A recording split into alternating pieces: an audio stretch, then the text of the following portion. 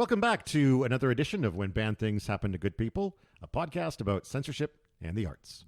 My name's Todd Sullivan. Joining me as always is Peter Aman. Hello, hello. And we have a very special guest this week, introducing Ayla Aman, Hey. Peter's daughter. And we are all here to talk about a little book called Heartstopper by Ayla Oseman.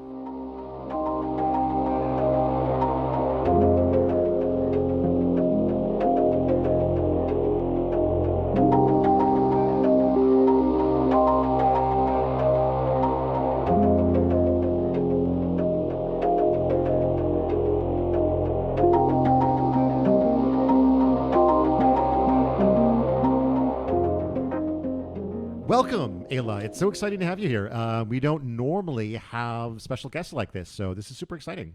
I am super excited because I love Heartstopper, and I'm super excited just to be on a podcast because I listen to them like all the time. So this is definitely a pleasure. Fantastic. Yeah, because this is sort of a book intended for younger people, I think it's fantastic that we can have a perspective from that perspective.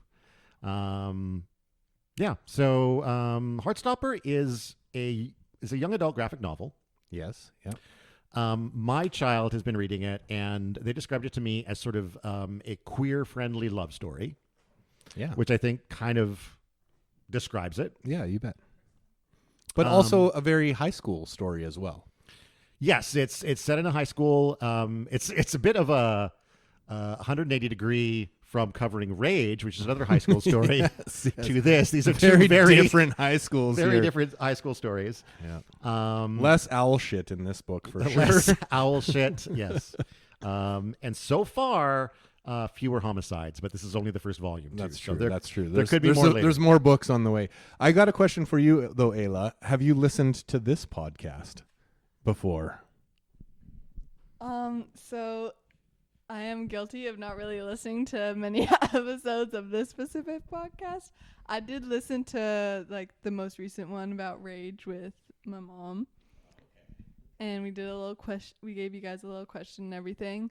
But I think that was about like I've heard like the brief moments that you've like played or like Mother's played in the car, but that's it. I have not gone on my own and done anything. All right. Well, that makes me feel pretty old, so thanks for that. I listen to podcasts. I just like, I'm more of a true crime podcast, so sorry. All right. So we need to find books that are banned. Yeah, we need to find some banned true crime books. Crime. Yeah, and maybe we can hit your tastes a little bit better. That's right. Yeah. It'll increase our appeal in general, I think. Yeah, perhaps. Yeah. Well, really, that seems to be the biggest podcast market is true crime. It really does. But then, of course, I think you have to fight to be seen in that market as well. Pretty saturated. Yeah. One of the things I wanted to do by jumping on this book now is I wanted to do something that was appropriate for Pride Month. Yes. I'm not sure this episode will be out before Pride Month is done, but we're recording it on June 18th, so it's still within Pride Month. And we read it within Pride Month. We read it within Pride Month. We were focused on meeting that goal, yeah. I was very proud of myself for reading it, so that fits in with the whole theme of Pride Month. I'm proud anytime I sit down and have time to read, exactly. So it fits in. But I also wanted to do something that fit in with the some of the bans that have been going on in the United States right now, which is definitely on the uptick, particularly in Florida, yes. Where this is one of the books that has been pulled. Yes. Specifically, and I'm gonna read directly from Wikipedia. In 2023, the Heartstopper novels increasingly became subject of a wave of U.S. restrictions against books featuring people of color, racism, gender identity, and or queer individuals. The books were pulled from shelves in at least 2 school districts, Clay County, Florida, and Canby, Oregon. It's also been banned in Turkey. In September 2021, Turkey's Ministry of Family, Labor, and Social Services labeled the publication harmful, concluding that some elements in the book might have harmful effects on the morality of those aged below 18. Following this decision, copies of the books are only allowed to be sold inside of sealed envelopes with the label harmful for children in Turkey. Interesting. So this reminds me of our live episode on Rage where we talked about the warning labels on books. And Right? It Yeah. sounds like Turkey's Turkey beat us to it. They did that 2 years ago. and also like a sealed envelope too. I mean, yeah. Want to buy it just because it has the envelope mysterious. It also kind of reminds me, this is a little off topic, but I think that's what they used to do with like music. Like when you'd buy like records or whatever at the store, they'd have like a big label that would say like parental guidance. Oh yeah, or caution, whatever. explicit content, things like that. Like yeah. a huge label. Versus now, like half the time it's just like in a little corner for like when they're really explicit. So what were we talking about? We were talking about digressing into we were talking about warning where it's been labels. banned. Let's start talking about. I'm not able to access my notes today, and Pete didn't make any. So which is odd. Yeah, normally I kind of take a lot of notes, but because it's such a quick read, yeah, it's tough to just kind of. Normally, when there's chapters and things, I'll pause between each chapter and try and kind of collect my thoughts and make some notes. But this is just, I mean, the whole thing I think takes about 20 minutes to read. So even though it's 263 pages, it's a quick read. Yeah, it was a little longer for me. I read it in about an hour, I think. But I was also sort of pausing to look at the art. I felt like it's a very kind of loose style. The not, visuals sometimes are. there's not everything is necessarily locked into a panel. There's stuff kind of floating around panels sometimes. I feel like sometimes there's not even necessarily a panel containing stuff. Some of the dialogue bubbles extend out outside of the panels. Yeah. There's little text messages and things, and noises especially will not appear in a panel. They'll be kind of outside. Yeah. But yeah, the artwork I think is part of what makes this book so enjoyable. Like it's an interesting style. Yeah. And that like stuff is happening outside of the panels, and there's this whole atmosphere and world that's built kind of in that sense. I think that's kind of pretty neat as far as how it's presented graphically. And I felt in spite of the looseness of it that like every character was easily recognizable. Yeah. So even though like it's a fairly, I don't want to say simplistic necessarily, but it's a loose kind of not very detailed style. Yeah, I mean it's not a Watchmen or something like that as far as but you could still immediately recognize characters. Yeah. Which is important. Yes, because we need to know who Ben is and who Nick is. Yes. Pretty quickly in the book, and it's easy enough to identify Charlie, and I think they're also drawn really well in the sense that some of the emotions and things that need to be conveyed in this kind of story, especially when there's one of the people are kind of in that self-discovery mode and are unsure. Yeah, a lot of that comes across in terms of their expressions and kind of those kind of quick looks and interactions.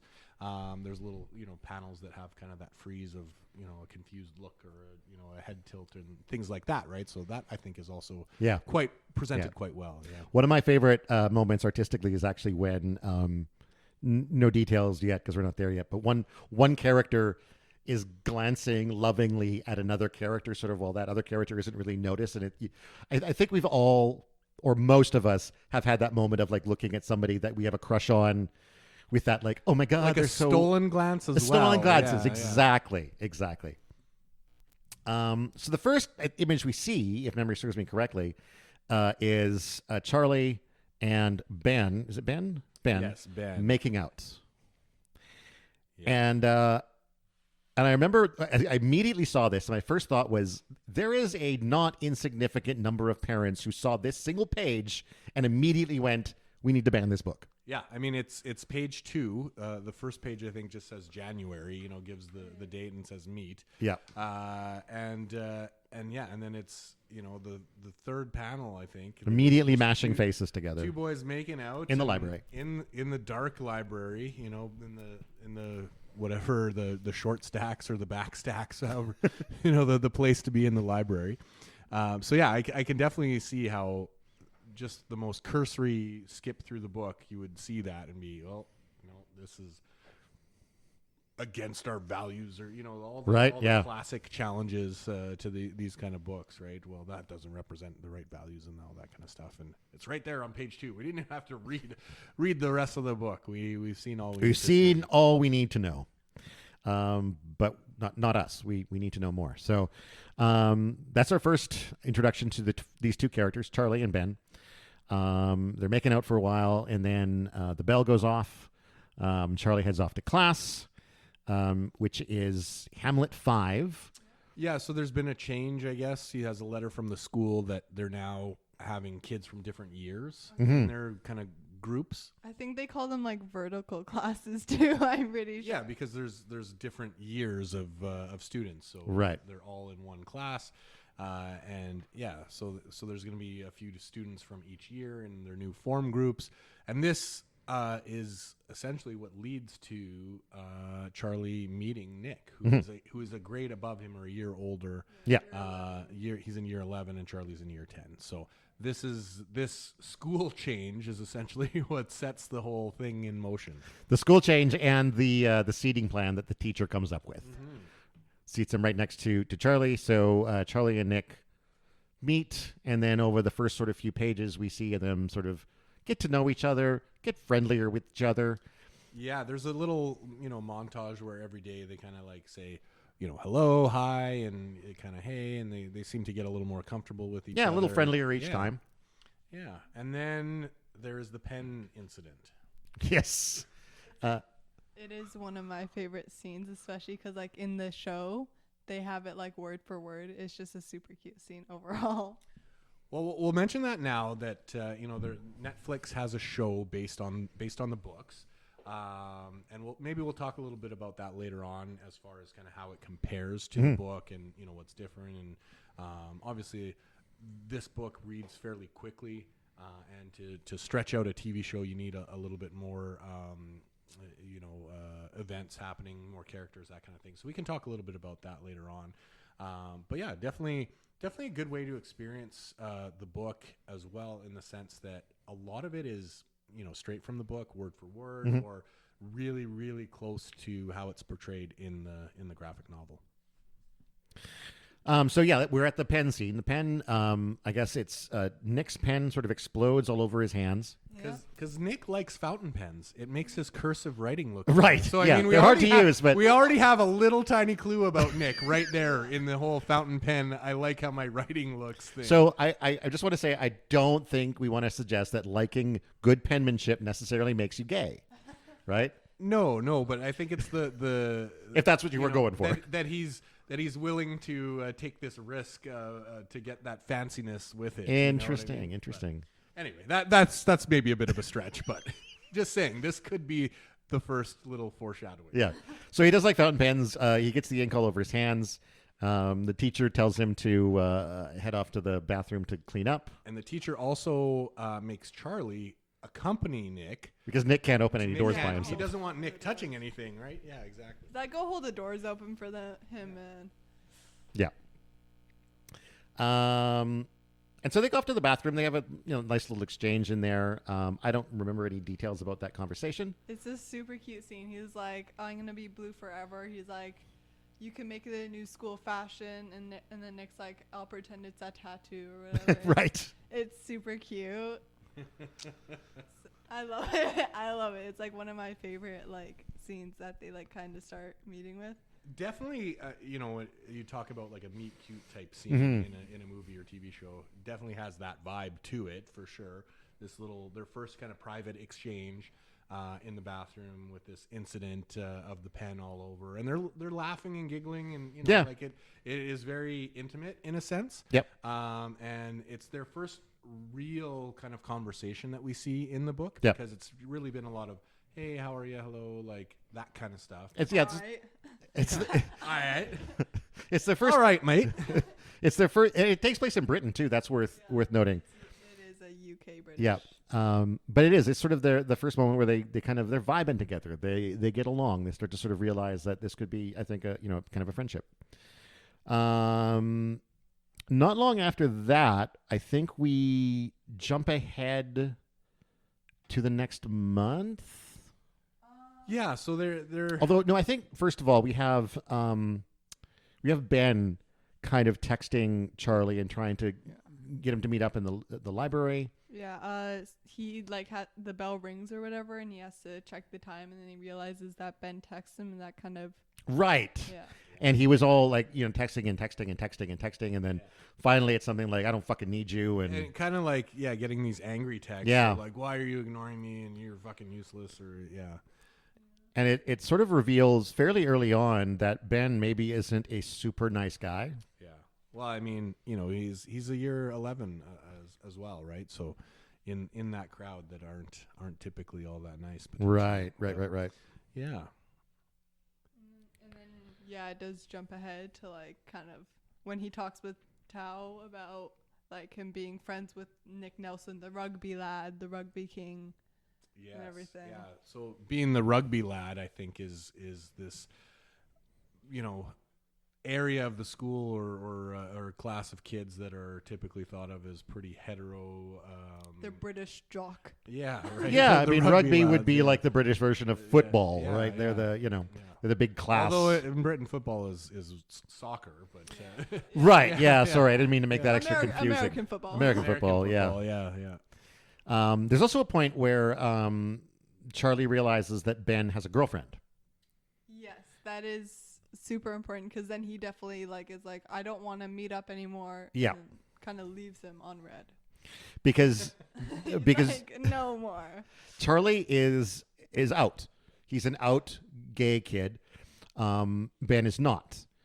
And we end up finding out in more detail later that Charlie's sort of been feeling like Ben is taking advantage of him because Ben doesn't want to come out or isn't ready to come out yet, and so is just picked this one kid that he can secretly make out with in the library without having to actually make any kind of commitment to.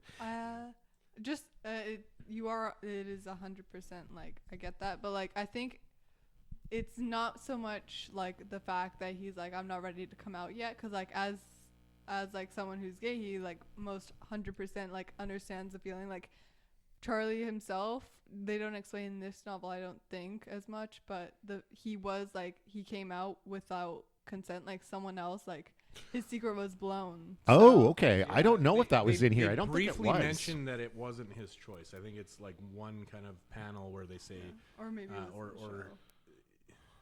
I think there's something they say it flashback. in the show for sure, and then I think in there's a set of panels that are a flashback. Yeah. Where it flashes back to like 10 months. Nick through text what occurred with Ben, and as part of that, it does briefly mention that it kind of wasn't his choice. He told a small group of people, and then it got out. So yeah, Charlie is not out by choice necessarily. Okay.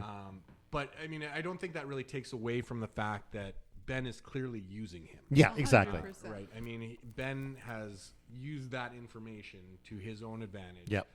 Is keeping this very secret so that Ben can explore, whatever he's dealing with no personal cost or risk to himself. And by maintaining, a relationship with a girlfriend, he's definitely giving the message that he's not interested in anything serious with Charlie, or doesn't appear to be. Yeah. I think that's that was the breaking point for Charlie. Is he kind of put up with it, the treatment for a while, but when he saw Ben with the girl, that's when he kind of realized, yeah, Ben is just using me. I think, right? Yeah, 100%. He saw his girlfriend and was like, and then he even explains it in their fight. He's like, we only meet up when you want to, and it's like, you have this girlfriend, like, you're not paying attention to like me at all.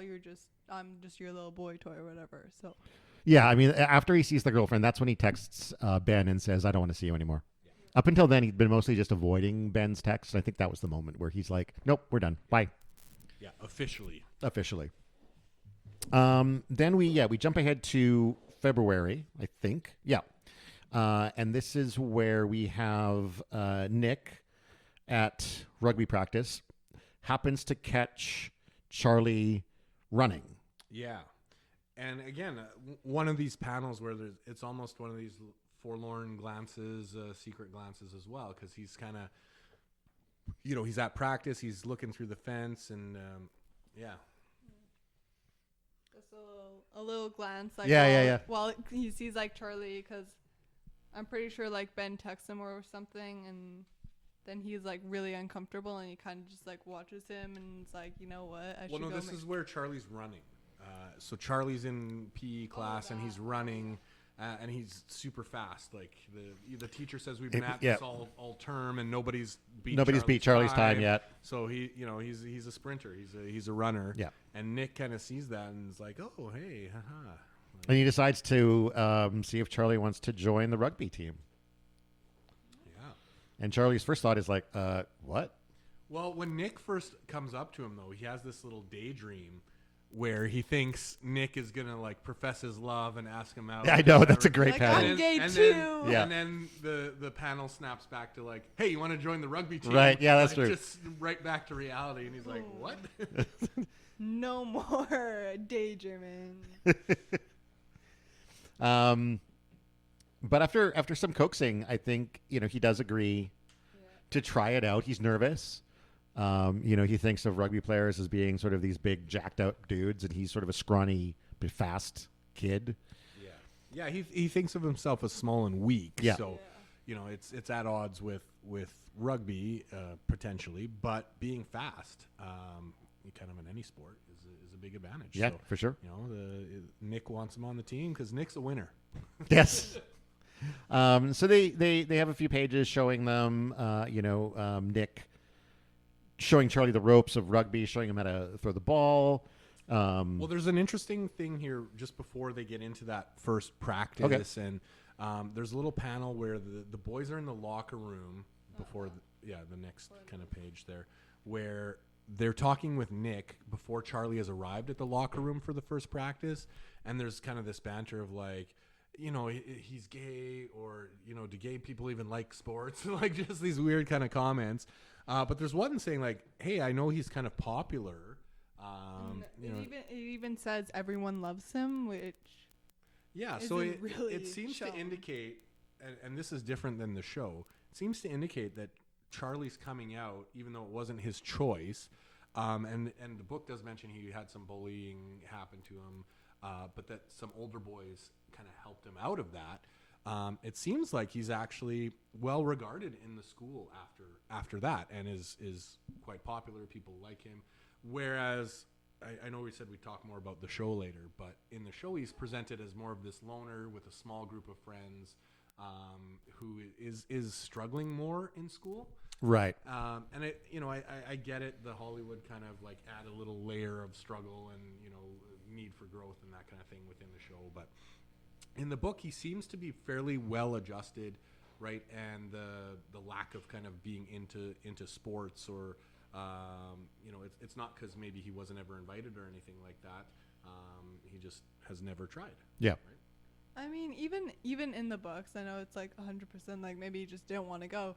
But even in the books, it doesn't seem like he talks to anyone other than like Tao and Nick at all. Like he doesn't talk to any like other people in his classes, or like it's not even like he's saying like hi to a person every now and then in the halls. Like does not. Yeah. To be fair, the books are focused on the relationship between Charlie and Nick. Yeah. But yeah, I agree that aside from those kind of few comments, there isn't much evidence, I guess, suggesting that people he's are popular. Yeah. But yeah, so anyway, he walks into that chatter in the locker room. Right. Talking about how he's kind of maybe small and weak, and One of my favorite things to do is to walk in a room full of people talking about me. That's right. Yeah. So he kind of shuts everybody up, and then they get into it. Yeah, he learns about rugby. It's super cool that in the books they actually like explain the 4 ways to like score in rugby, Right. which is a try, a conversion, a penalty, or a drop goal. I'm not going to explain it, but they have the entire thing where like Nick kind of does a short explanation of like what each is, which you do not. I don't think I would have learned that in any other circumstance. No, I learned more about rugby just from reading that book Yeah, than I ever knew before. I did. My teacher in 6th grade like made us do like rugby like passes. We did like a week of like where we like learned the like a few rules and like how to play rugby. Never learned any of this. I didn't know any of this at all. Like I didn't even know a penalty was a way to score. Like. So I learned more from. Well, reading congrats, the Alice comics. Oseman. You may be turning a lot of people onto rugby with this book as well. Right, exactly. And then Nick kind of becomes Qui-Gon kind of to Obi-Wan, Charlie's Obi-Wan here with becoming his rugby kind of Mentor. and teaches them. The coach is, I think, surprised to see Charlie, but is all for it. She knows Charlie's fast. Yep. And she even calls him the chosen one. Yes. yes. So the coach is all for Charlie coming on the team, and she specifically directs Nick to take time out of practice to show Charlie the ropes. So they keep getting thrown into these situations where by they're the forced faculty, to spend time where together. They're forced to be on their own and communicate and learn things and be in these kind of Maybe very, grapple each other a little bit. these very intimate situations. So I don't know if the teachers at Truham School are really into this as well. But I actually have this is a minor spoiler. It's not at all a huge thing, but the coach, the ex semi-pro rugby player, she is lesbian, or she has a wife, and it's actually shown later. She has a little picture of her books. Yeah, in the books later on. They don't even show it in the show, at least not in the season that they have out. And it's on her desk, and she's don't always assume just because you don't play sports you're gay, or something like that. Yeah, and then it zooms out, and she actually and there's a little a scene where it kind of backs out, and there's a picture of her and her girlfriend or wife on her desk kissing, and it's super cute. And I think that's kind of probably why Nick and Charlie were pushed a little bit more by her. I would prefer to think of the coach as being more innocent and not trying to set anything up romantically. Probably not. To me, it would just be the fact that by this time, in just observing the school, I think you could see that Nick and Charlie were hanging out. They were friends. Probably everyone in the rugby team knew that Nick was the one who invited Charlie to come join them. And so it's just a matter of saying this is the dude that brought you in. This is the dude you're probably going to be most comfortable with. Go learn from him. Yeah. There was also literally no one else around when they walked in. So it was have you ever played rugby? No? Nick, you're here. Okay, go. Exactly. So where do we go from learning rugby? Well, learning rugby is their first real physical. Yeah, there's some altercation. tackles going on. Yeah, so they start well with passing, and then they get into tackling. Yeah. Right, and so Nick's offer is I won't even dodge. Just come at me, bro. Yep. I'm not gonna dodge. Come at me, bro. Come at me, bro. And then they tussle on the ground. They're all on top of each other, and Nick's oh, that was perfect. Yeah. And just this real sweet moment here. But there's and then Charlie's oh my god, oh my god, oh my god. Yeah, there's art here that definitely shows some amount of blushing or embarrassment because of the oh my god, I was just Close laying on your contact. chest, and oh my god, it's so romantic. Another thing I love about the graphic designs that they also add into the show is just the little leaves that they have around the comics. Yeah. And it's super cute because they color them. I think they have it there, and they have on other volumes they're different colors as well.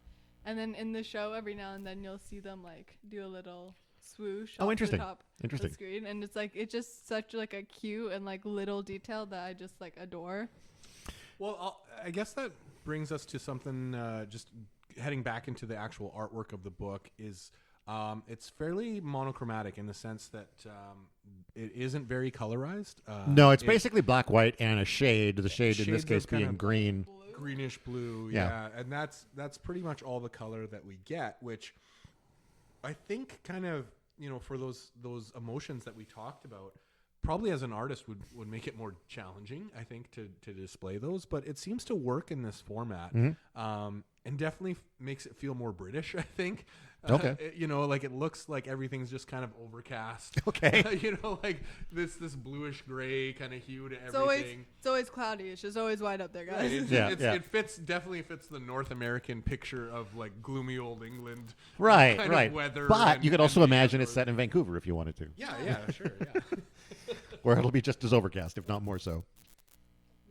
Any spring in any spring or fall in a North American country. Yeah. Or all winter in England. So Anyway, the rugby training, there's a little kind of montage here where, 2 days later, 5 days later, so Charlie's learning the ropes. He's getting better at rugby, and he seems to be interacting with other players on the team as well, right? They see him coming along. They see him learning the game. So it doesn't seem like doing better and better. Just there as Nick's friend. Like, he's actually seeming to prove himself as a totally. capable rugby player. Totally. After he actually like catches the ball and starts like actually practicing with the players, they're definitely like, oh, he doesn't suck, guys. Yeah. The lads seem to be there for it. They're picking up what Charlie's putting down. The lads. He might be a rugby lad now, guys. Yeah.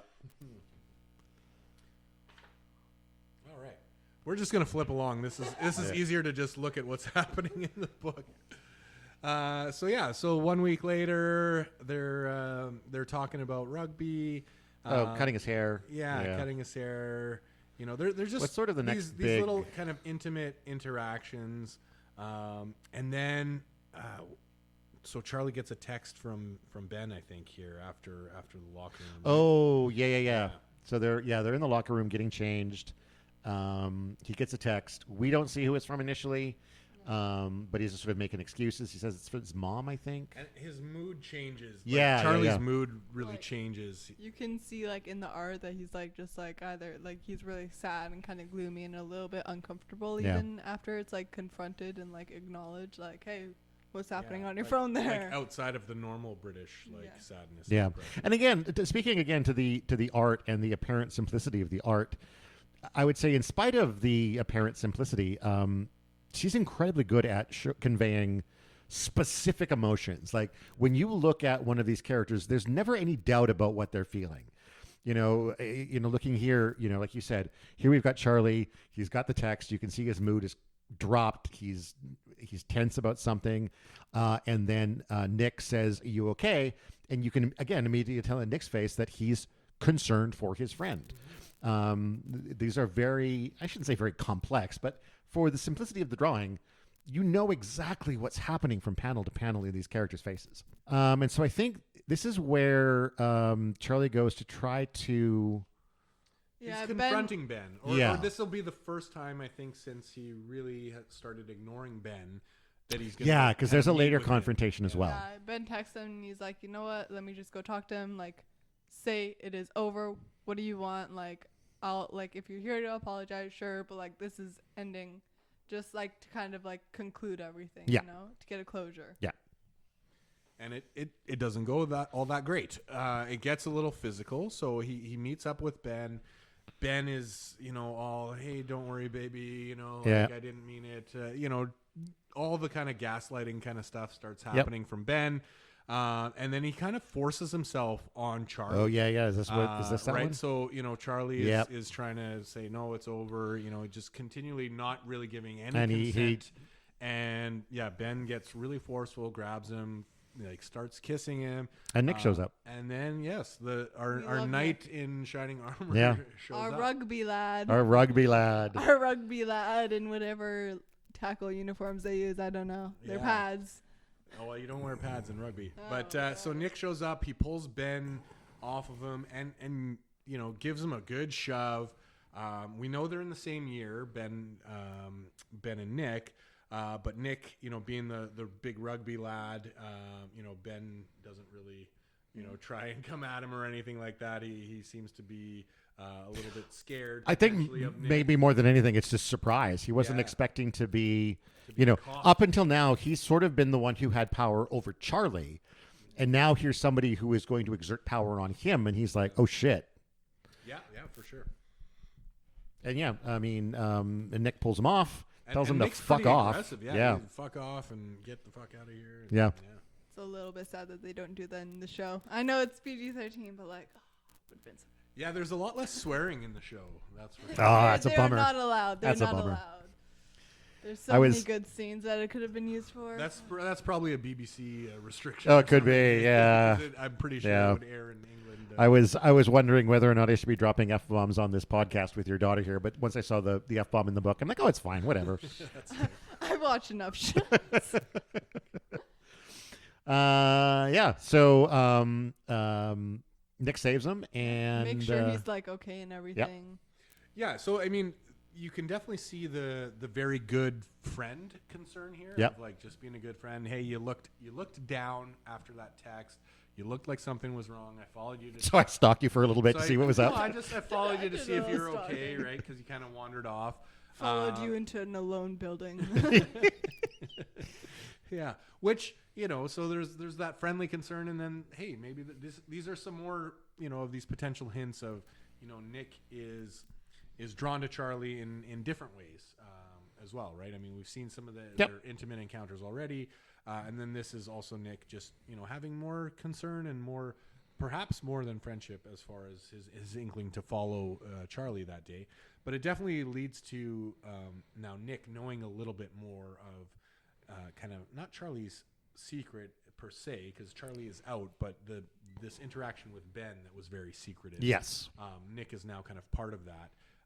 And then it leads to some texting is where we get into. Yeah, they go their separate ways. Well, I mean, first before the texting, just it is a really cute little scene as well about like how he's like, you're always saying sorry, like it's not your fault. Don't say sorry. It's like kind of want to say, don't say it.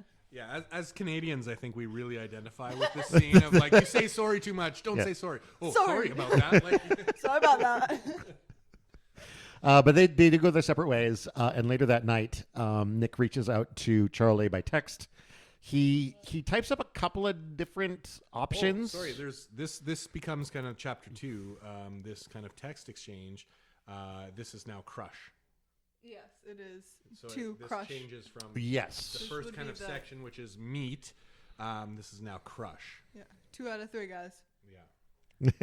Good section through. Yeah. But you're right. Here we have our flashback of it's 10 months before. And I think this is the story of like Nick hearing about this other kid, Charlie, being outed or coming out as gay. Yeah. Yeah. And so Charlie's in 9th year. He's not in 10th year yet. So this is kind of like stuff that happened last year. And yeah, it's more of the stuff where there's the odd shaped panels and the text bubbles that happen outside, and just this really neat way of conveying a lot of things happening at once. Yeah. And what would be a really interesting kind of montage in a show presents really well in this kind of format. Yep. I also kind of love how Nick's hair is like different. Like you can tell he hasn't grown into it yet. It's Yeah, shaggy. That's right, yeah. So yes, so we know that Nick is now kind of aware of what happened with Charlie when he was outed. The bullying and the talk and all that. Nick obviously remembers it, and then he starts to text with Charlie, right? Because he wants to reach out and say, "Hey, are you okay?" And then it kind of starts to develop from there. And in a super weird way, he's weirdly texting on a computer instead and not his phone. Don't know why. I mean, in the show, they text only through Instagram. That's like all the communication at the school is through Instagram. Whereas in the book, I don't trust anyone who texts on a fucking photo app. Like through just like a little social media app, it's like you're probably gonna get that leaked, like something. Like I would not be surprised if it's like, oh no, our text got leaked. Yeah, because you're using like Instagram, so Yeah. But in the book, it seems more like Facebook Messenger. Yeah, there are or some platforms kind of platform. that work on laptops and phones and like other multiple things.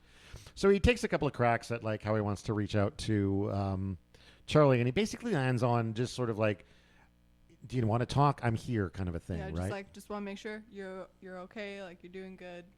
How are you? Yeah. All right. Which, and sorry, just another neat thing with the presentation in the book is that a lot of panels will show the attempted text or the first text. Yes, right? yeah, exactly. And then the next panel it gets deleted and there's kind of a different one there. different one. So you get to kind of see that like what they were first thinking. Yeah. No, that text's no good. I don't want to say that just yet. And then I'm gonna backtrack and I'll write this instead. We get a few different panels like that throughout the book at this point as they start to text more and more, which is very kind of neat.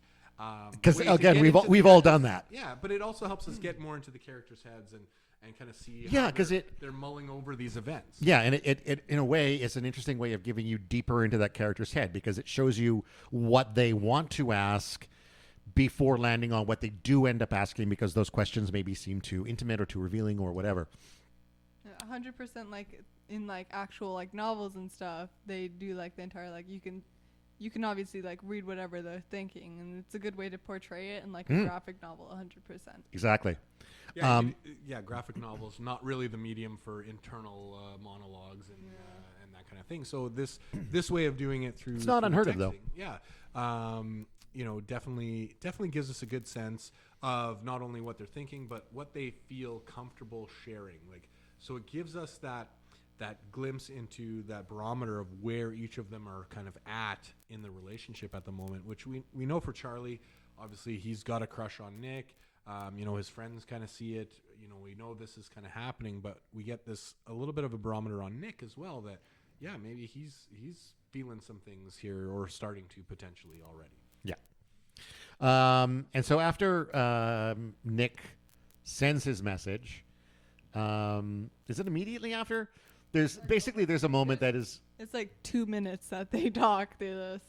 There's a moment that I personally recognize, and it's like when the person you've just messaged is writing back, and you just see the little 3 dots of them typing, and it never goes away, and you're like, what's. Well, the 3 dots are there, and then it's 5 minutes later. Right? The 3 dots are still there. Right? And you're like, oh my God, what are you saying? Or what are you thinking of saying? Or what are you saying and then deleting and then retyping? And There's a fear that like the 3 dots are going to go away, or you're going to get one of those massive text bubbles that paragraph you got to scroll essay. through. And You're just like, oh my God. And my terror is the one that's like, you see that thing for 5 minutes and then you just get one sentence. And then I'm like, what did you decide not to say? I will never know what it was. And that text bubble's there for 5 minutes, and then you just get a okay. Right, exactly. But he does basically say, like, it's a lot of information, but I'll tell you if you want. And he goes into that backstory with Ben about how Ben kind of grabbed him after he was out as gay. These are big text bubbles here. These are the paragraphs, but it's not even one long one. It's a repeated paragraph. Yeah. Text. So it just kind of like explains their entire backstory about like how he like confronted him after like he came out and was like, that was really brave of you, and then kind of like started an entire thing with him. It sure doesn't portray Ben in a very good light. I mean, he seems to be this kind of grooming predator type guy who just like latches on to Charlie. Ben was swearing at Charlie very early on because he wouldn't answer his text. Like, Ben was portrayed as an asshole right from the start. But this makes him far more predatory. I guess that's true. Yeah. As far as the way we read this flashback. It even says like, and then the next thing I know, he's kissing me. Like, there's no warning. It's just like he's complimenting, like, that was really brave. Oh, you're good at drums. Mwah, mwah, mwah. Like, well, I mean, it sounds like pretty classic high school foreplay.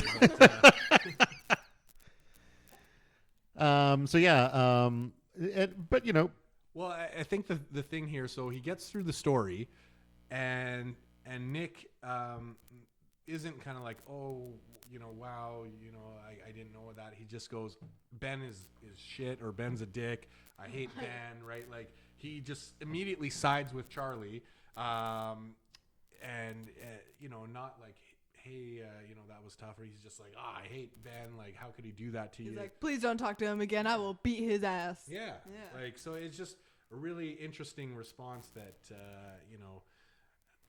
goes maybe above and beyond sympathy, in a sense of like, not only am I sympathetic, but I'm also angry and pissed off for you. I think it's a continuation of of Nick confronting Ben in the hallway, though. It's that message of, I'm your friend, I'm here for you, and I will protect you. Because I think in Charlie's story, there is a vulnerability that he's admitting to in the way that he was sort of taken advantage of by Ben. And Nick is just saying, you don't need to worry about him anymore. I'm here. I will fuck him up if he messes with you again. And that's coming from a rugby lad. So. That's coming from a rugby lad. The rugby king. And then you see like Charlie kind of, he's like, yeah, not a problem, about like kind of like supporting you, like, thank you, whatever. And then it's like, then you see Charlie kind of being like, I'm so glad we're friends. I love talking to you. And then deleting that and just like sending a little heart emoji. And again, I think we can all relate to moments where we've wanted to send someone a particular message and then we think better of it and so we delete it and go back with the slightly softer or safer. That's the word I was looking for. Safer Exactly. option. And then you get the little scene of just them kind of like after, like looking away from their devices in bed or like sitting down or whatever. Yeah. And then Charlie is very much of an overthinker throughout the books. You see little scenes where he's like overthinking about every tiny little thing. Like, should I have said that? Does he actually like me? Does it like yada yada yada? I can totally relate to Charlie in that degree. 100%. Yeah. Me too. Yeah.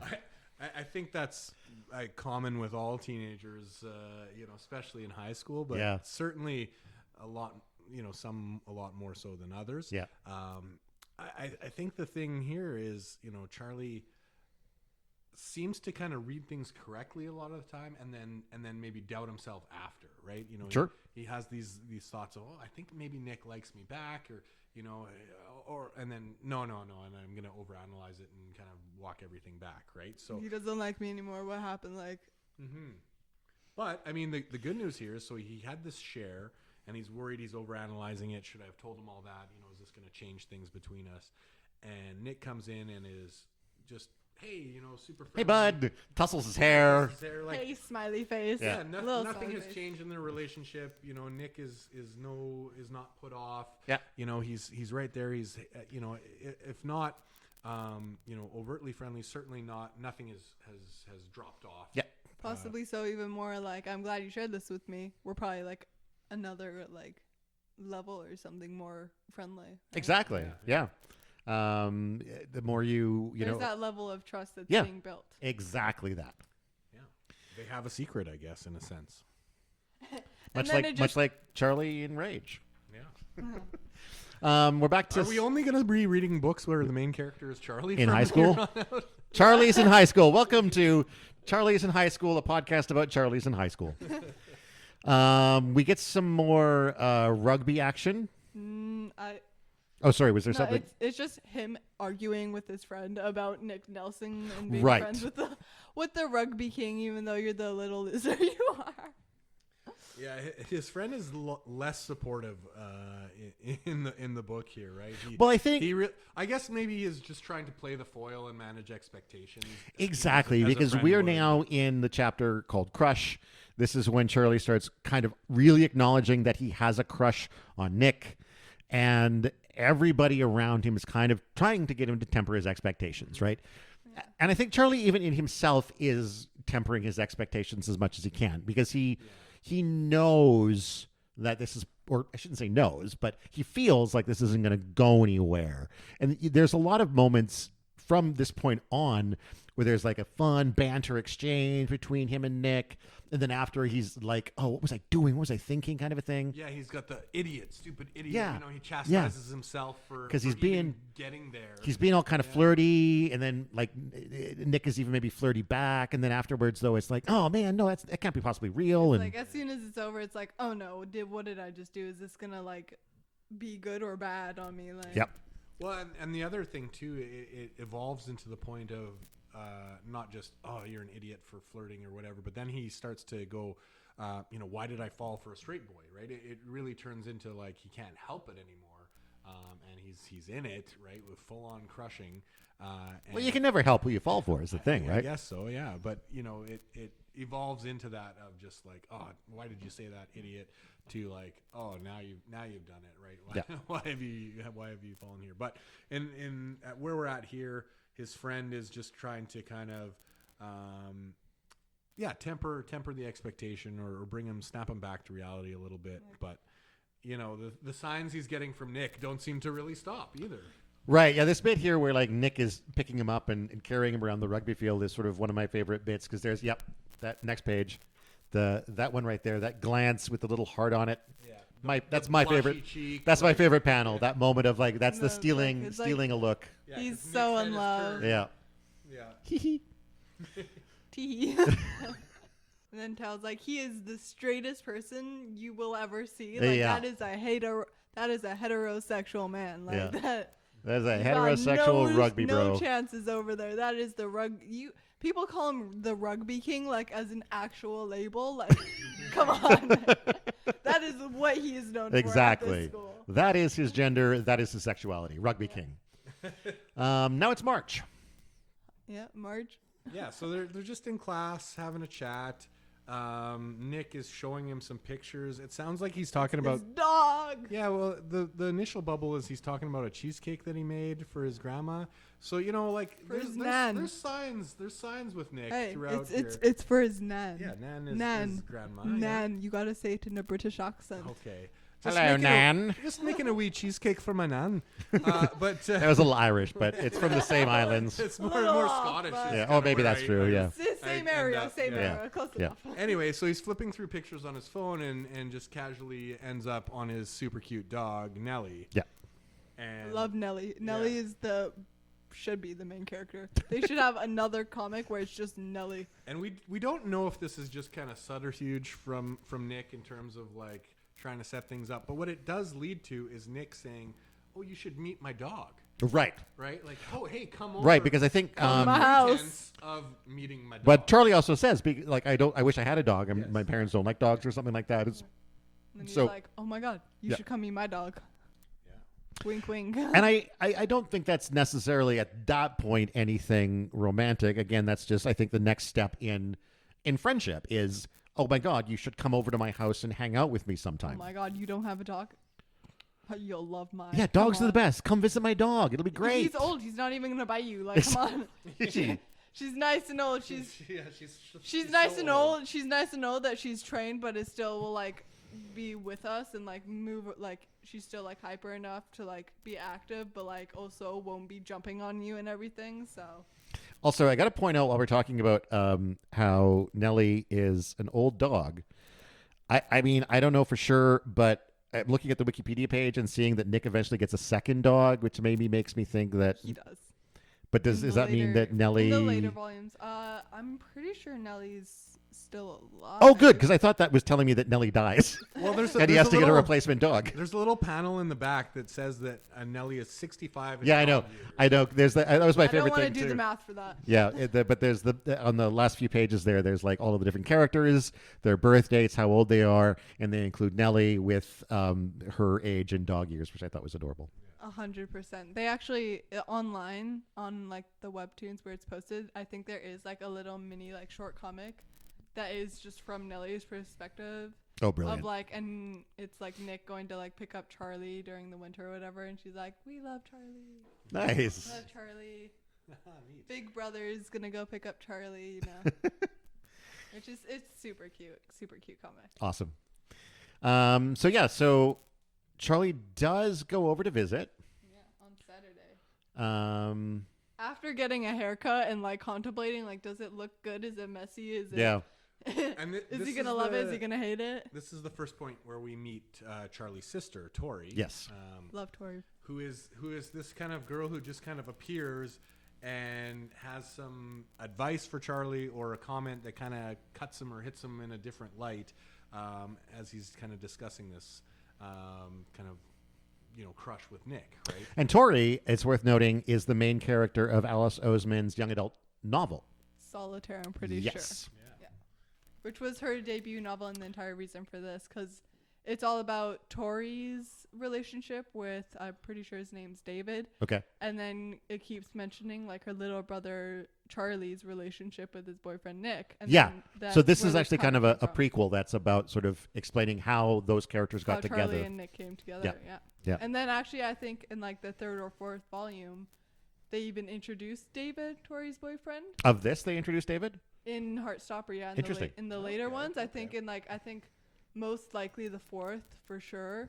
They used to actually get to meet David in the graphic novels. Yeah. Not too well, but he's Okay. there. So his sister, I think at this point, kind of preps him a little bit that she thinks that Nick's just a friend, and she's kind of teasing him a little bit here, right? And then he heads off to Nick's house for their first kind of, I guess, out of school encounter. Yeah. right? It's the first time they've hung out at a school. Yeah, they've been at rugby practice or whatever and at school, but this is the first real like nobody else around kind of hangout session. Yep. Okay, totally off topic from this. it's super quick. Just like another thing about the art is she adds dimples to like both Charlie and Tori. Whenever they smile, they have little dimples and stuff. And I kind of just love that because it's like you never really see like dimples on graphic novels that much. Like at least not from like what I've read. There isn't usually like dimples being like it's not like it's not represented. It's just like it's not like usually that. Just a little detail that she adds in there that we are officially demanding more dimples in graphic novels. More dimples, please. You heard it here first. You heard it here first. So he heads over, rings doorbell, hello, meets the dog. In love. Me with any dog. I just like, oh my God, I love you immediately. I don't know if you're going to like try to bite me, but I love you. 100%. And to be fair, Nellie is a pretty cute kind of border collie. Yeah, border collies are so adorable. In the comics, I mean, super lovable. At Doesn't appear super old though. How Nellie's drawn seems pretty active. Although she is like a smaller dog, so she is one that's gonna last longer. Than That's true. And I do find that like I can't tell if a dog is old unless I see that dog moving. Which is hard to do in a graphic novel. Like you can show me a dog and I would not be able to guess its age unless the dog is up and walking around and like moving slowly and limping and whatever. But even like I think again the small dogs, they don't do that as much. I've seen some old small dogs who still have tons of energy. We had a dog and he lived to like how old did he live? Like 15 or 16 years old. I'm 16 and I feel like up until like that kind of like last year, like when he got kind of like more sick, he was like still like pretty spry and running around. Yeah. Until like his like last few like even just like months. Yeah. So I think this means that Nellie is for sure alive. Nellie is doing good and well, Nick's guys. second dog. Okay, good. I was starting to worry about that just from the Wikipedia page. I was like, no, don't kill Nellie. We'd all be really sad if we would be, yeah. So they hang out. I know teenager stuff. I mean, they get into like video games. They play Mario Kart. They play Mario Kart. Charlie absolutely destroys him. So Charlie here, it does mention in the book that he's got a little brother, which is why he plays Mario Kart and he's so good at it. I'm pretty sure his little brother's name is Oliver. And he is super cute. And there's like there's tons of like mini comic strips. Yep, it is Oliver. Stuff. He's super cute, and I'm kind of sad that they don't add him in the books because like in the later novels he's a little bit more present, and he's just super super cute, and he talks to Nick and stuff, and there's a few like just super cute like innocent but also like sly comments that he makes. I feel like it's just super cute. Nice. But for the time being, this leads to kind of this little interesting exchange where Nick starts to list off things that Charlie's good at. Yeah. Right. So Nick has obviously noticed stuff, and it leads to a little bit of a tussle between the two and some physical contact. And then they notice that it's snowing outside. So now we're going to have an outside montage. Yeah, just go up, play in the snow, catch the snow on your tongue. Which is also going to include some more stone glances. Yeah, of course, yeah. And Nellie's there. And Nellie's she's wearing a coat. So oh, I missed that. Really? She wears a little coat in That's there. adorable. It's super cute. There's scenes where like, yeah, she's just like on her back. Yeah. Anyways, back to the main characters. This is really Nellie Nellie's is the story. main character, guys. Yeah. Yeah, like a little snowball fight, snow like down the front of your jacket, which is always not 100% the best. Some snow angels. And now the leaves in the panels have been replaced by snowflakes. Super cute. Yep. And then Nick takes a little picture of Charlie when he's not looking, which is even cuter than this, almost as cute as a stone glance. Totally. And then they have a moment afterwards, or they go back in. Charlie's freezing. Nick, I think, goes and gets him like a blanket to put on. This was the most unbelievable part of the book for me, being as how it was set in Britain. They come in from this cold snow day, and no cuppa was offered of tea. Oh, I see. Right, for being this British. Oh, he does have tea. Wait. Oh no, this is after Charlie leaves. He has some tea, but coming in from a snow day, these boys that were out frolicking comes in, and no tea was offered. It seems to be a little unbelievable from Yeah, I what I mean, know about Brits. Should have been like, hey, do you want some hot chocolate real quick, please? Yeah. And when you want some tea, hot chocolate, come on, I got mini marshmallows. Yeah. But after warming up, Charlie does have to go. Says goodbye. Says goodbye to Nellie. Says goodbye to Nellie. That's the hardest part. And then Nick has tea with He has his cuppa. his cuppa. And this exchange with his mom is pretty important, actually, as far as Nick. You know, if he hasn't been thinking about things in this way, what his mom says to him about Charlie, kind of letting him be himself more than any of his other friends. Yeah, exactly. It seems like you can really be yourself around him. He's like, he's different from your other friends. Like, you're more comfortable and you're more yourself around him. And then there's this panel where he kind of sips his tea with this really questioning look on his face, right? And you know, just again, as we talked about the emotions that we get through these drawings, you know, you can see the consternation and questioning in this look as he sips his tea thoughtfully. It's a really interesting panel. And from the conversation too, you can tell that, you know, because his mom says that, and his response is, "Do I?"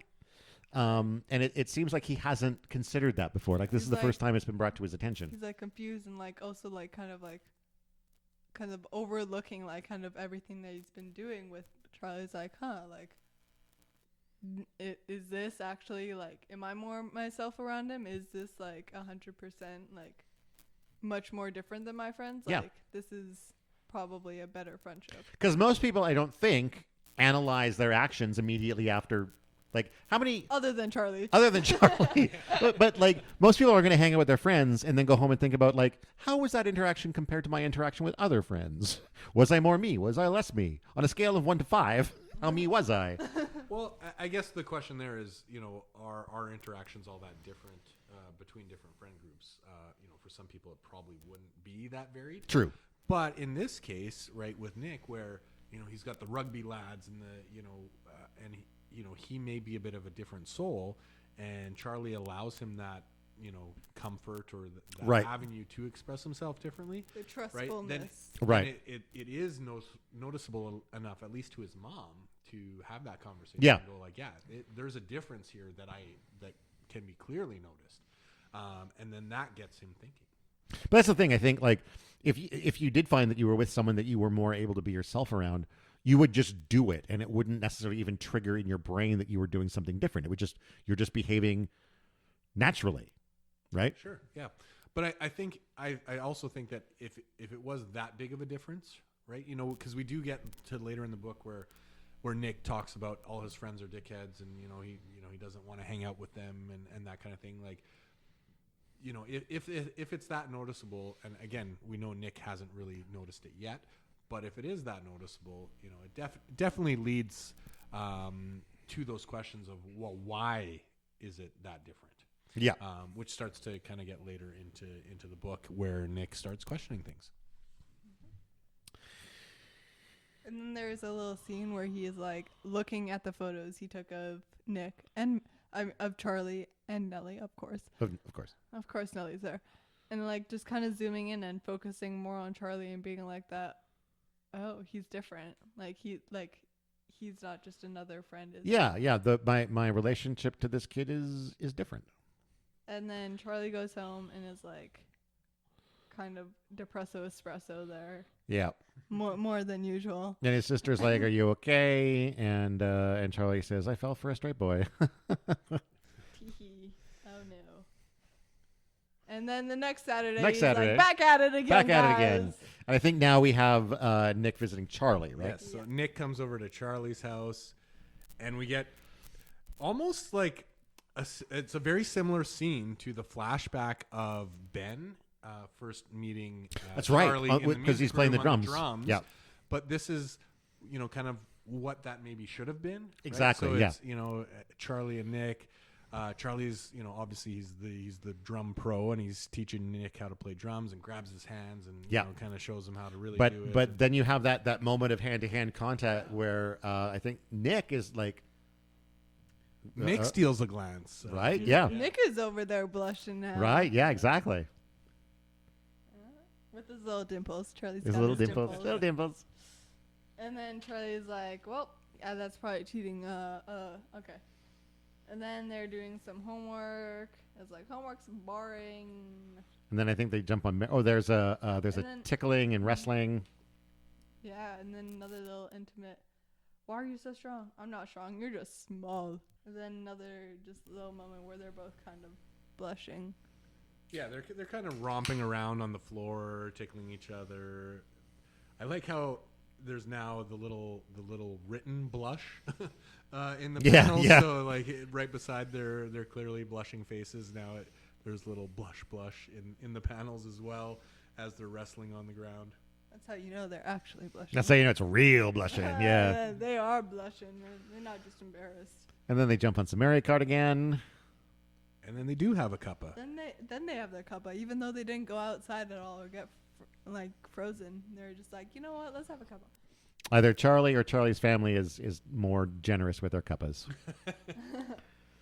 And then Charlie's family comes home, and we finally see Oliver. Is it right there? Right, that is Oliver. Yep. Super cute, man. See, like he's like pointing out Nick and everything. And so there's this little panel.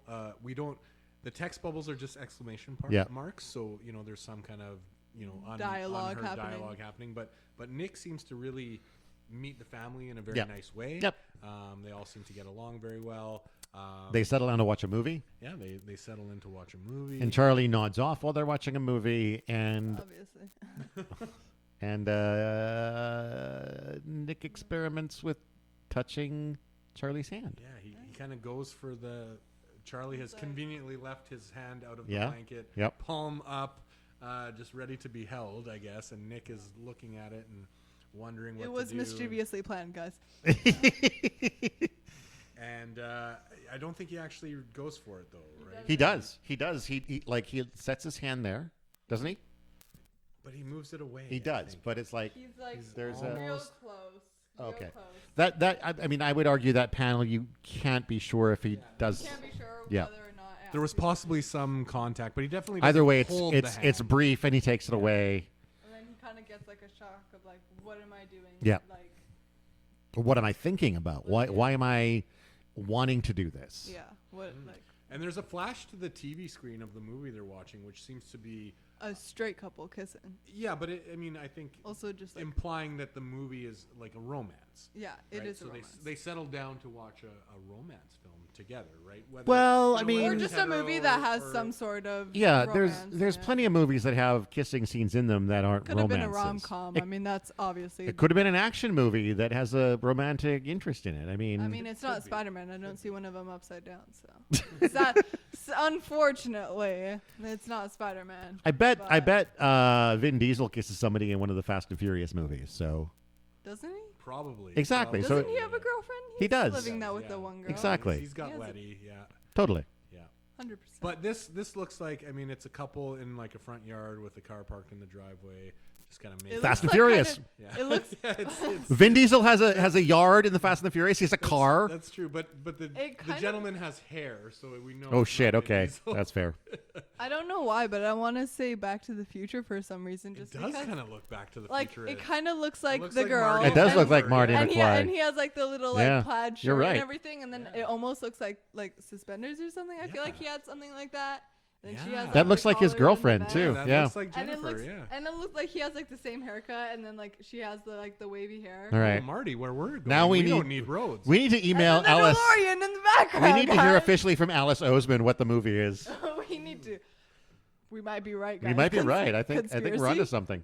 Okay. We might be on. Yo, Jennifer, check out that sweet 4x4. Okay, so Charlie wakes up. Nick is there and saying, "Hi, you fell asleep, haha."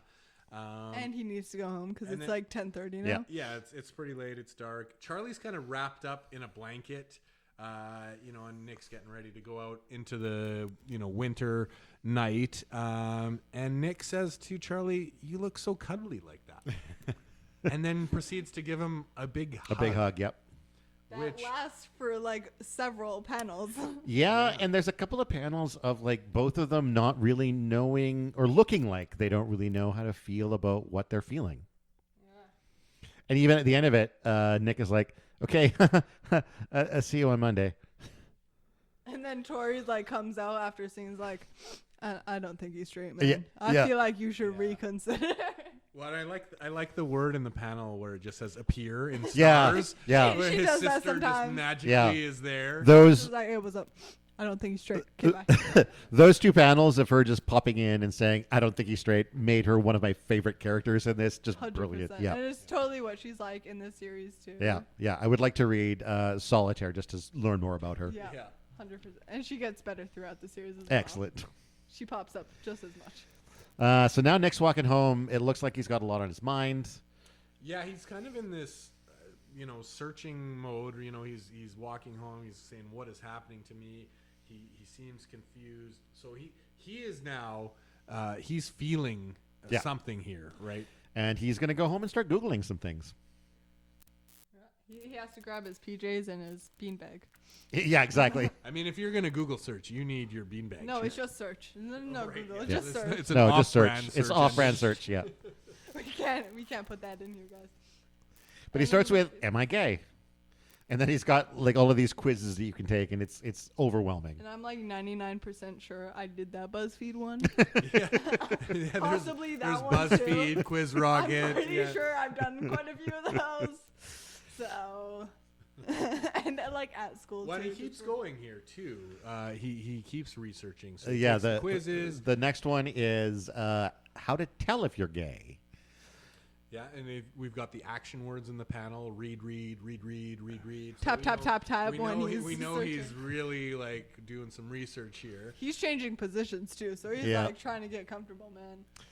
And then what's that last one there? It's I like girls, but now I like a boy. question mark, question four mark. times. Yeah. Yeah.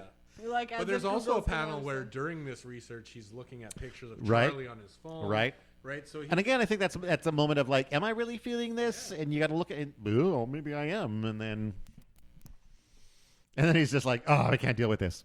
Closes the laptop. Will help me. yeah, snuggles into bed with a help me, and then now we're April. It's 2 weeks later, and we're at a rugby game.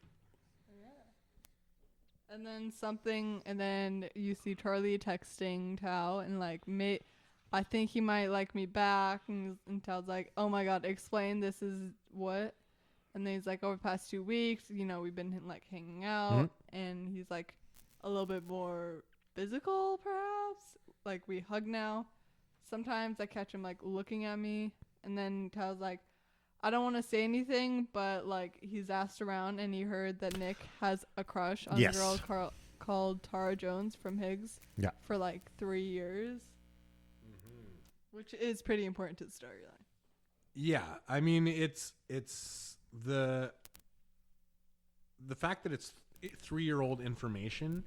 Like obviously in high school people change And a it's lot high over the school. course of a few years. Yes. And it's So, just you like know, a like, rumor he- too. Yeah. So. He's like some But girl this- for 3 years. This has But a it profound definitely- effect on Charlie, Yeah, I think. it hits Charlie, even though realistically, as an outside observer, you go, yeah, something that happened in middle school. Right, yeah.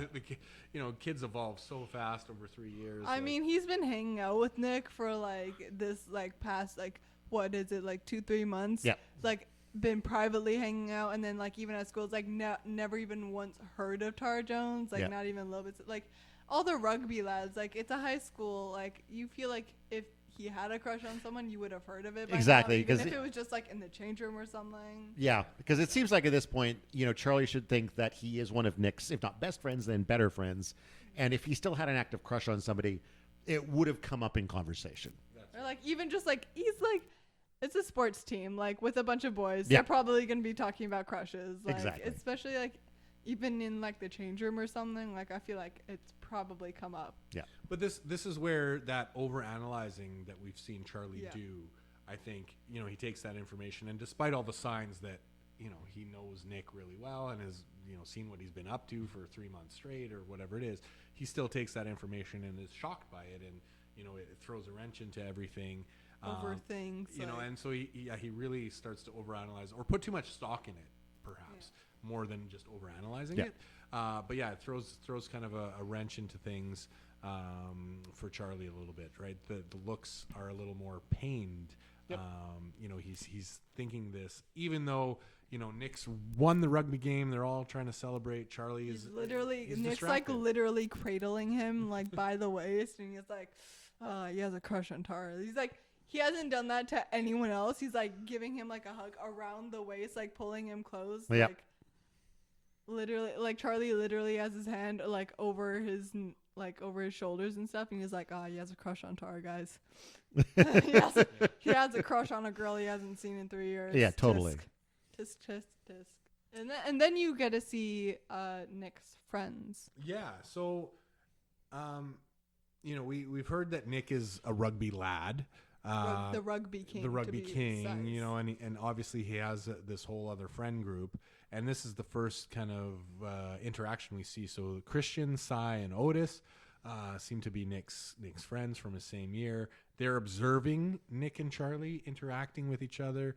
Charlie's wiping Nick's cheek, and they're talking, and so his friends are kind of starting to speculate a little bit.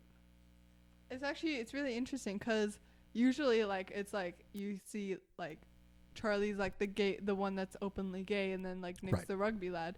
And then usually you would think someone would be like, oh, Charlie probably has a crush on Nick. But they actually say Nick has a crush on Charlie, Mm-hmm. which I think is pretty interesting. Yeah. And I mean, very different from the show where all the rugby lads seem to be in the camp of maybe not overtly homophobic or anything like that, but certainly Other than Harry. But certainly they seem a lot more heteronormative, Yeah. his friends in the show. And here the friends seem, if not outright supportive, I mean, Obviously not like, let's go LGBTQ. not quite so but like, heteronormative. Like they seem to, they're like, even I though don't- the coach kind of chimes in and says, you shouldn't speculate about people's sexuality. They never seem to talk about it in a negative way at all. And the last little thought bubble from Cy, I think it is, says, I can kind of see Nick and Charlie, right? So, Yep. there's this potential support from at least some of this group of Yep. friends Yeah. that Nick has, and that Nick is maybe not aware of, because later on he calls all his friends dickheads, and he doesn't want to hang out with them, and he'd rather hang out with Charlie. But clearly, he has some support there, and Totally. they're not all just Harry Greens and Yeah. rich kids. Assholes. Rich, Yeah. sweet 16 people. That's right. Yeah, And then this is when it gets into like going to Harry's party. that's right. Yeah. Nick asks Charlie to come to, or if he's going to Harry's party. And then it's like, if you're not, please come, please. Yeah, exactly. Because I think Charlie's first thought is like, I was invited, but no, I don't really want to go. Well, and as we know from like teen lore, parties are where the real action happens. Yes. Right. Parties So- are where things are confessed, and That's right. Where things are revealed, or professions of things. especially right? high school parties usually have a little bit of like a truth serum here and there. Right. A little thing called Don't alcohol. know Yep. what you're hinting at there at all, but yes. I think in this sense, right, like we're definitely well into the book. Just physically, we know there's not a lot of panels left. So we know something's going to happen at this party that's going to change the relationship here. I mean, also it's like possibly a private school. I'm not 100% sure, but they're literally called a grammar school. So yeah, it's and the they're wearing, Truham like- Grammar School. They It's wear an all-boys uniforms. school, too. It's yeah, all boys. so Yeah. it's probably like, well, I mean, they partner with Higgs. Like it's the same. I'm pretty sure it's like this. Well, it's Higgs, under Higgs the is same. the girls' school. Yeah, and then, Truham is the boys' school. but like they're the same. Like they do sports day together, all that. Yeah. So they're obviously partnered, but like still, it's most likely like some sort of private academy or something. Sure. Or, a little bit more of a private school, somewhat. It's not like just like if you're in the area, you're probably gonna go to this Right. Yeah, that's right. like the majority of school districts. It's like if you're in this catchment, you're going to this school. Yeah, Yeah. like there's going to be kids from here that are going to be going to some big time schools for college in England for sure. Yeah, some Ivy League stuff. And there's obviously like Harry, people who are rich that Yeah. go Yes. So Harry Green is rich, Yeah. or his parents His are extremely parents, rich. Yeah. His parents are like millionaires or something, I'm pretty sure. Well, I mean, they rented a massive hotel, entire hotel, the St. George Hotel, for the party for his 16th birthday party. Yeah. They have a little security guy with a name list, so Yeah. which is strange in the sense that there's definitely a rent-a-cop security guard checking people at the door, but there doesn't seem to be any other adult supervision anywhere else in the party. Right? They've invited what looks like hundreds of high school teenagers. Yeah. To a hotel. Book the whole thing out. There's booze and There's whatnot. not booze. There's not booze. I don't think there's booze. I think when you see them go to the bar, there is a sign that says no alcohol. Oh, okay. So I think, pay attention for that. yeah, I think in my guess is that they probably rented the hotel, but with the stipulation that booze wasn't allowed. Now, booze might be smuggled in by somebody, I mean, it's a high school but party. exactly. Come on. But Although it is private academy. but it is private I don't think the bar was serving booze. Okay. It would have to be smuggled in, and you would have to get past the rent-a-cop at the front. Sure. It's one guy, I It's- guarantee. But there definitely doesn't really seem to be much other adult supervision either. No, but I think that's also kind of the attitude of some rich parents. They'll just be like, "Well, we'll let the staff take care of it. Blah blah. We'll just go off His and." parents, I feel like, aren't even there. Yeah, no, exactly. They're probably off They're in probably off on a business trip. vacationing in Italy. That's right. So Charlie shows up to the party. He's on the list. He wanders in. He checks himself in the mirror. He And- wanders out to the ballroom, and he finds Nick. Nick just sort of standing there awkwardly, Obviously. waiting for somebody. Yeah. He sees him awkwardly does a little stance oh, and then Charlie smiles with his dimples. Dimples. Love the dimples. Live dimple counts on this podcast. Nick is very happy to see Charlie. I've been looking for you. They wander off. Oh yeah, so they do go to the bar, and there is a little tiny There sign is. that Yeah, says called it. no alcohol. At Wow. least at the bar, but Yeah, you never know. neat. It's super cool. I Yeah. did not notice that. Thank you. Okay. Yeah. I mean, it definitely makes the case for why there's a lot less adult supervision. and Right? there's Yeah, exactly. No alcohol at the bar, so right on. Oh, And then the devil rich himself. ringleader Harry Green shows up to let Nick know that his crush His from previous middle crush, school, yeah, Tara from Jones. 3 years ago, Tara No one even Jones. said it was a crush. They just kissed once. Yeah, well, I mean, if they kissed once at a party 2 or 3 years, You might as well be married, really. That's right. Yeah, in high school parlance, that's pretty serious. And so everyone's pressuring Nick to go and say hi and to pursue his crush. And he does finally. He's pressured enough to he's dragged out basically, right? He's he's even it's been years. I don't even care. I've never even I've probably not even thought about her once. Yeah. Guys, I don't need to. And then he's like, come on, you don't need to hang out with Charlie. Go say hi to your possible girlfriend. Yeah. And I got to say, how this thing with Tara Jones turns out is actually one of my favorite parts of the book. 100%. Yeah. So he gets sort of dragged out to visit Tara, and they're both sort of standing there awkwardly.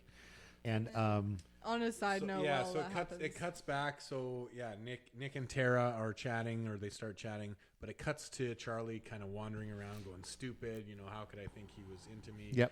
And he runs snack into Ben in Yep. the hallway. And then you'll learn more about that later. But anyways, cutting back to Nick and Tara, they sorry, kind of got dragged out to see you. Yep. Not that I don't want to say hi, but I did do this. yeah, I mean, Sorry if it seemed very forward. It was not my fault. yeah, Well, and then Tara straight up tells Nick that she's gay. yes, And he's like, oh, okay. And she's like, you didn't know. There's That's my girlfriend over there. Yeah. Let's go. And then she asks Nick, so I've heard you've been hanging out with Charlie Spring a lot Yeah. recently. He's like, you're just And- friends, and or kinda, are you just friends? She hints around it. He's kind of like, blushing yeah, as well, Yeah, or yeah. embarrassed or Yeah. something. And then she offers that you can always talk to me about it if Yeah. you need to, right? So now he has another kind of link in his support system around this. so many Rather supportive than characters in this too, which Rather is than brilliant. just the beanbag and the laptop. Right? Yes. And his PJs, okay. Yeah. Can't forget the PJs. And then he immediately is goes, asks his friends, hey, didn't you guys see like where Charlie went? Yep. Like, I was just with him. He's like he's my +1 to this party, guys. He's my only friend. And then Harry is like, why do you even hang out with him? He's like, we're friends. Like, why? Right. And it's like, he's just some nerdy little year 10. He got really popular after all the bullying last year. Like, do you feel sorry for him just because he's gay? And it's like, wait, no. Do you think Charlie fancies Nick? Oh my God. How sad. And Nick isn't This is gonna. one of Nick's the best- response here, yeah. Total loss that they couldn't swear in Yeah. show. Yes. Because he's like, you know what, Harry? Fuck you. You're a pathetic homophobic, self-obsessed dick, and I really dislike you. Not allowed to say hate you. He's allowed to say everything else, but I can't be like, I hate you. I really dislike I you. really dislike you. I really don't like you right That's now. my Britishness. I can't be too rude to you. That's right. But fuck you, And you. follows it up with happy fucking birthday. Happy fucking birthday, you To bad which person. Tara Jones and her girlfriend go, Darcy. Her name's yeah. Darcy. I actually love him. So, some real points for Nick here. This was handled a little differently in the TV show, in the sense that the conversation between Nick and Tara was a little different. Yeah. Similar points, but didn't end with the, hey, you can talk to me and, I'm part About, of your like, support network. It didn't really end in that way. Nor did they see the confrontation between Nick and Harry. And nor did Nick get to swear at all, sadly.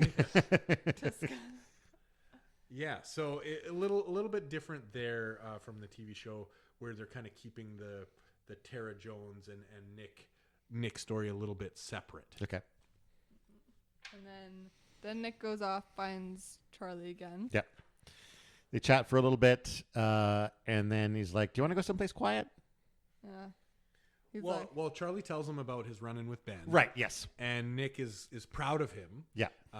Yeah, and then there's hey, it's a little noisy here. Let's get out of here. Holds his hand. Yeah. Leads Drags him him to away. the party, which is a total cliche, but we love it. Yeah. Exactly. It's like, And then I'll race you. Charlie flirtatiously says, "I'll race Yeah. you," Because to he's the where- fast one. That's right. Yeah. So he leads them to some kind of ballroom, function room B. Function room B. Yeah. Function room B, which is just like a huge fancy ballroom. Yep.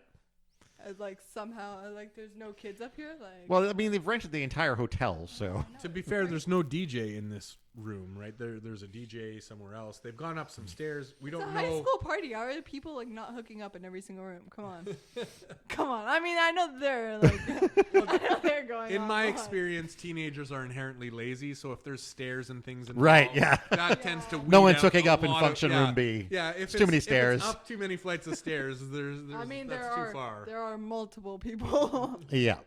And I mean, in the show, you do see them run up like multiple flights of stairs. You're That's like, true. how They- many floors is this place? It looks like in the show they go up like 8 stories. Yeah. Right. You're So- like, how did you stay? Like, how did you keep your breath? Like, That will What is weed out happening? some of the teens. They're not going to put in 100%. 8 floors worth of it effort would to it hook would up. They're weed like, me out. I might meet up with you on floor 2, but Right, no yeah. way we're going up to Yeah, floor exactly. 8. Unless there is an elevator, we are not going any higher, my man.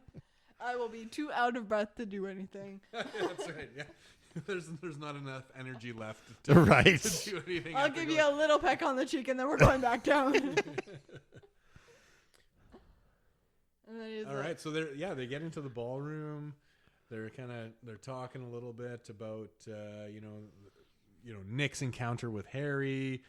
and then the entire Charlie's like, he should be on the My Sweet 16. He'll cry when his parents get him the wrong color car. Exactly. Yeah. That's Yeah. Fuck, that's a terrible show. I've watched a couple of episodes of it. He'd fit right in, It's just guys. the worst. And then Charlie, he's brave enough to ask the question about the girl. Do you still kind of have a crush on her or whatever? He's like, no, like definitely not. It's like we kissed at a party when we were like 13. Liked her at the time, but like, barely like I don't even like maybe one thought about her since then, and like definitely do not like her that way anymore. Yep.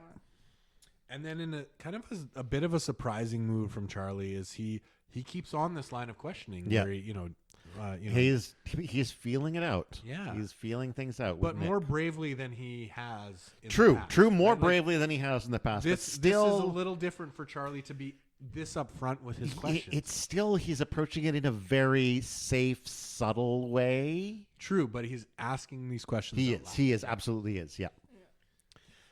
So we get So you don't have a crush on anyone? and It's he Nick's Nick like, says, well, I didn't say that. specifically. And it's like, so like, he's like, okay, well, what's she like then? And Nick's like, you're just gonna assume that they're a she. Yeah. Ooh. Totally like a Bomb. boom, Boom. Yes. mind blown. Keep going. Yeah. And then Charlie kind of gets a little bit closer. It's like, are they not a girl? Nick gets flustered at that point. He's like, Then Charlie again's like, would you, getting even braver this time, would you go out with someone who wasn't a girl? Nick is like, still obviously confronting his feelings and everything. He's like, Yep. I don't know, like possibly. And then blushing the whole time. Yeah. 100% they're both blushing their Yep. eyes out, man. And then Charlie finally asks the big, maybe would you kiss someone who wasn't a girl? And then Nick again kind of gets closer though. It's like, I don't know. Then they have a little like hand touching moment. And then, would you kiss me from Charlie? And then a He says, yeah. subtle yeah. Yeah. A very British. Yeah. Yeah. All right, mate. All right. All right, mate. Give it a go. And so they do. Yeah. And then they stop. And then they do some more. Blush a moment, come back. Yeah. And then he's like, you okay? And then Nick's friends are like, Nick, you up here? And he gets scared and is like, Nick, I know you're up here somewhere. Harry wants to talk to you. He gets super nervous. He's like, oh no, my friends, like this isn't like super nervous, like holding his arm. Yeah, the nervous. nervous face here with Yeah. the squiggly lips and the just the eye bags. the even. emotion there. Yeah. I think it's that, he doesn't, this is new to him. And he doesn't know if he wants to be caught in this moment. He doesn't know if he wants this part of himself to be I revealed. think it's also even just like, could I, like, if I wanted to, like, all these people, like, I'm, like, the star player, like, could I do this? Like, is this the right path for me? Yeah. Is this safe? Yeah. Will I lose my rugby king throne? Who Right? knows, Yeah. right? And it's like, what would my friends think? Like, would I lose all of that? Like, also doing something like this, like, at a party, like, after they just made me confront it, like, all those questions of just, like, da-da-da. Like, Yeah. So I mean, he goes out to face his friends, leaving Charlie to kind of ponder what just happened. Yeah. I mean, definitely an awkward situation, and Charlie gets back in his head again and going, I'm sorry. He's, kind of looks like some tears and just kind of fades to black. And that's the end of the book. And then there's a couple little preview scenes from book 2. Heartstopper will continue. We'll come Yeah. back to that little page after. But that's where it ends with essentially, they've made out. Nick's wandered off. Charlie's confused. Nobody knows what's happening, and that's it. So real cliffhanger at the end of the day here. Yeah. Heavy stuff. First thing I got to say is I absolutely loved this book. I love it so much. I adored it. And I was a little bit surprised because when I came in and I was told like it was this queer friendly romance and sort of hit the first page or two, my first thought was that this was going to be a story about this gay kid in school figuring out how to come out or whatever else. And instead, it ended up being about, I think, more about Nick's growth. Where you have a character who thinks that, went through up to this moment in his life thinking he was heterosexual and having a moment where he realizes that it may be more complicated than that. And him having to sort of address that with himself, open up to these possibilities and everything else. And I think that's a really interesting perspective for a story. And I think books like this I think, are fantastic for allowing people who feel a certain way to connect with other characters who also feel the same way or who might be experiencing the same thing. Like, relate to the Yeah. story. And I feel like they're potentially right now are going to be potentially, I said potential too many times in that sentence, but these kids who have thought that they were heterosexual and then something happens that makes them think maybe it's more complicated. And are they alone? And is this a weird feeling? And books like this allow them to connect with characters and see themselves in those characters and find ways through what they're struggling with, right? Yeah. Well, I think that just the fact that it's okay to have those feelings and to search for answers, right? To go, hey, let's ask these questions. Should I take a quiz? Should I, check stuff out online? And regardless of what the answers are, right? The normalizing the ability to ask those questions and to look for answers, and see that there are other people that have those feelings or are confused or are uncertain, because not everybody really figures out the answers to those questions. Obviously we don't know the start of Charlie's journey in this. We know he's kind of out and but Nick's journey, as far as slowly realizing that there's questions to be asked and then asking them, and then pursuing kind of that answer, which culminates with that moment at the end, with Charlie. Like, it definitely, I think, identifies with a lot of kids in high school where, that's the time, right? When you start to ask those questions, or maybe you should be asking those questions. And, a lot of times there's a stigma with being young and starting to ask those questions. And this kind of view of saying, hey, no, that's normal. Please ask those questions, or it's good to do that, because you'll start to figure these things out if you ask the questions. Yeah, I mean, I know for like tons of like teenagers and like younger people, is like specifically that one scene where like you're searching up and you're doing those tests, where like sometimes it's not too much of a joke, like you actually are like, you're serious about this, and it's like, it's something that I know like hundreds of people, like it's a like talked about scene a lot of like, I'm pretty sure like I've done those tests, like I've been in that situation where it's like it's late at night, I'm questioning, and I'm like, I'm doing these quizzes online, I'm like, I'm researching this because I don't know like whether or not like this is a thing that's supposed to happen, if it's normal, if it's not, like who, like trying to figure out who like you are, and like kind of like how it would work in your life, and like what it is even half the time. Yeah, I think we also have to caveat that BuzzFeed is not the be-all, end-all answer to these questions. So Whoa! What? Not to offend people at BuzzFeed or anything like that, but You mind I can't take a BuzzFeed you might want to do quiz more to find out where more I am research. on the Okay, sexuality spectrum? BuzzFeed's good for trivia questions, but when you're trying to figure out like what you're feeling inside, maybe try like actual research and not just some BuzzFeed quizzes, like 15 of them, because I guarantee you will get half like same answers and half totally random different answers. Yeah, to all the young people out there, dig a little deeper than BuzzFeed. Yeah, BuzzFeed might not help you the best. But I do think it's more people need to be taught that both gender and sexuality exist on a spectrum, and Yeah, that that's right. this idea of black and whites, male, female, gay, straight, is an oversimplification. And one of the things I think is interesting about this story so far is I don't necessarily want to assume necessarily that Nick is bisexual, right? Because I think it's possible to be mostly straight, but have an attraction that breaks that rule in a singular case. Sure. Right? Like, it's entirely possible for him to be attracted and in love with specifically this one person.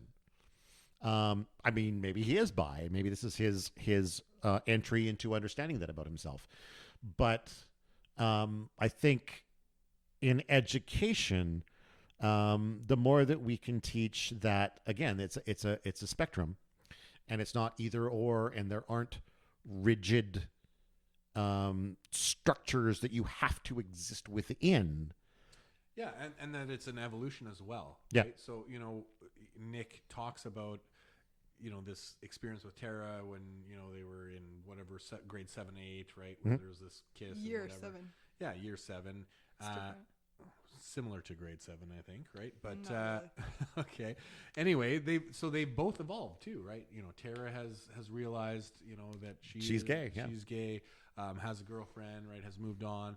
Nick is obviously having these feelings. So, the fact that, there's a spectrum that's out there, but also that people shift and move around on that spectrum depending on the person that they're with, or, kind of where they're at in their life. There's no constants, right? And that's the thing, I think, that, as a kid, when you look at, maybe the grown-up world, and you see, people that are married, whether it's, gay or straight or what have you, right? It looks very fixed. When you're young and you look at adult relationships, it seems very kind of fixed that, this is going to be how it is for the rest of time. But things are very fluid. Things change. Things Totally evolve. And, not that there's, you're going to figure everything out in high school, but I think novels like this, or stories like this, where it seems very okay to ask the questions, to explore for that kind of knowledge, that's the right step, right? That's the right direction that kids need to go.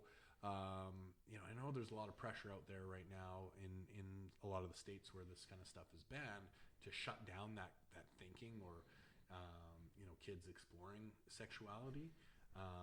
But really, like, that's the time in your life, in that kind of high school frame and beyond, where those are the questions you need to be asking. Because if you're not asking them, then you get stuck into something that an area where you don't want to be. You get stuck into potentially a life that you maybe don't want, or that won't be fulfilling or happy, for at least from a relationship perspective. So, these kind of stories are very important to younger people being able to explore, or feeling more comfortable to explore those questions. And again, whether they get answers or not, asking the question is the important step. As we see in that last chapter, Charlie just asking, hey, would you ever do this, or that leads to some answers, or some movement of the dial there in the relationship. So, yeah, definitely the value here of.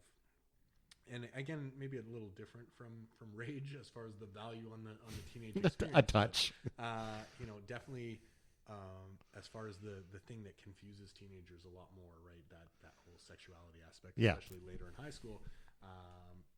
Definitely having stories like this out there that push people, or at least, certainly show the way to what asking questions may lead to.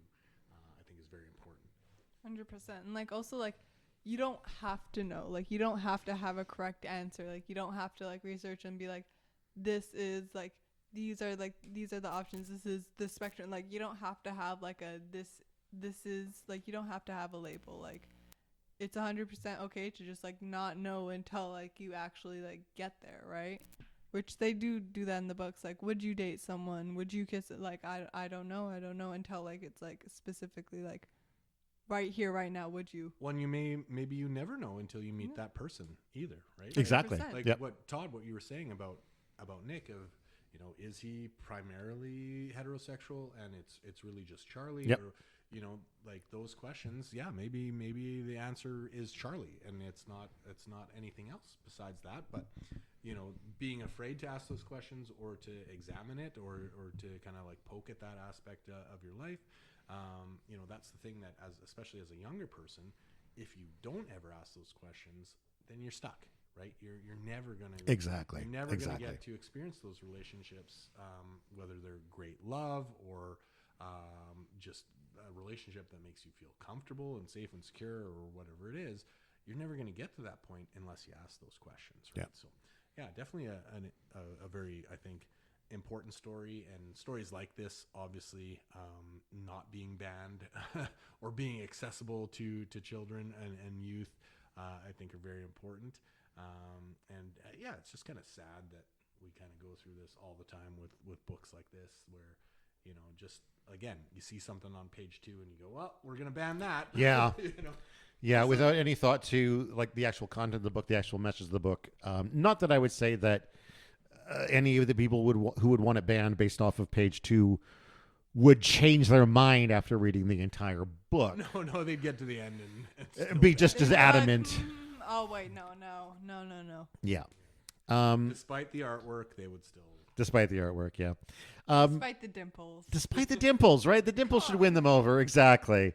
We haven't actually discussed this prior to this, but I would be tempted to follow up with volume 2 in the next episode. I would join you on that. All right, I was going to see if you would come along for that. Ayla's read like all the books that are available, so Yeah. she's ready to go on this. I am ready. Yeah. Volume 5 and 6. 5 is coming out in December for Canada, and then volume 6 is to be determined. All right, so let's wrap things up for today, and we'll be back to cover volume 2 next time. Yes, 100%. All right. Thanks, everyone, for listening. As always, you can find all of our links at blahblahblahmedia.com. That's BLAH media.com. You can link to our Facebook. You can link to our merch. You can connect to our Patreon or buy me a coffee if you want to give us some money. Just all of our stuff's there. Until next time, I've been Todd Sullivan. I've been Peter Ammon. And I've been Ayla Aman. And go read a fucking book.